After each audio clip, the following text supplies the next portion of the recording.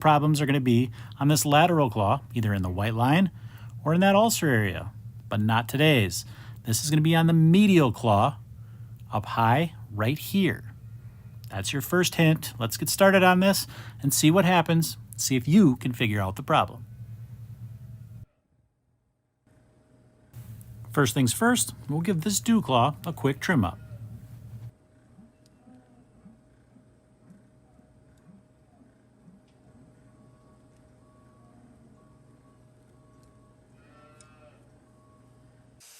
So as I get started with this trim, I'm going to give you some background information and some tendencies associated with this particular problem or this particular lesion.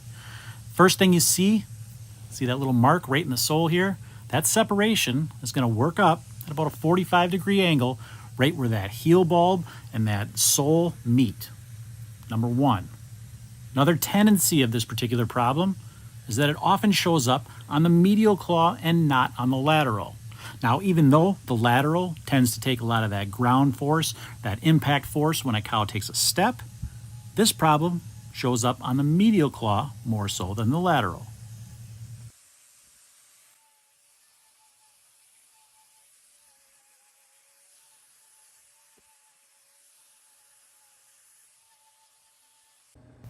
Here you can get a good view of the location of that particular mark in the sole, and this location is another dead giveaway to this particular problem.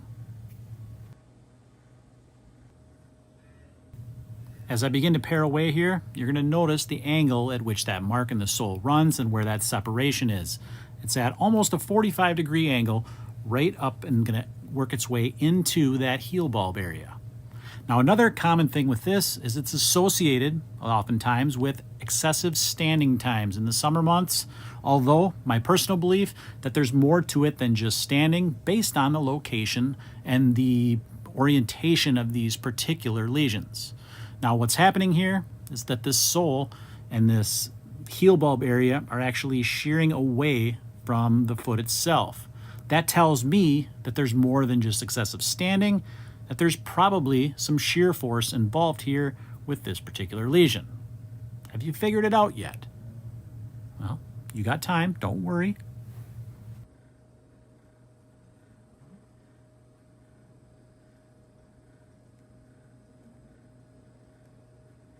Now, another tidbit of information from the trimmer's perspective is that these lesions tend to heal really easily once treated. They can show some signs of lameness because it is on that medial claw.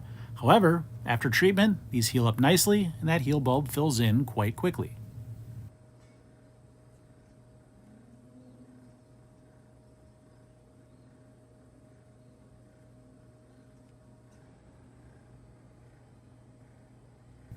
As we get closer here, you can see where that mark started, and you can see where it's progressed so far.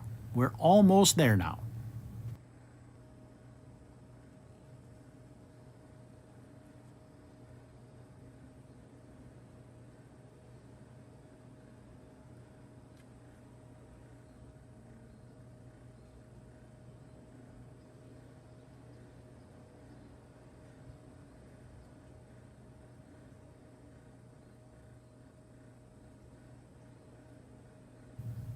All right, are you ready for the answer? Okay, now be honest, truthful. How many of you said that this was a sole ulcer? Well, if you did, you're wrong. That's not what this is. The correct answer, this is actually called a sole fracture. Even though it has the appearance of a typical sole ulcer, it's not located in that typical sole ulcer spot.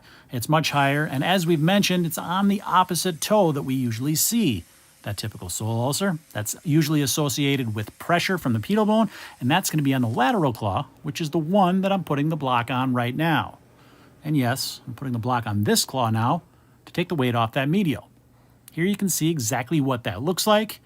We're going to get this sprayed up and treated with our salicylic acid, much like we would with any other lesion.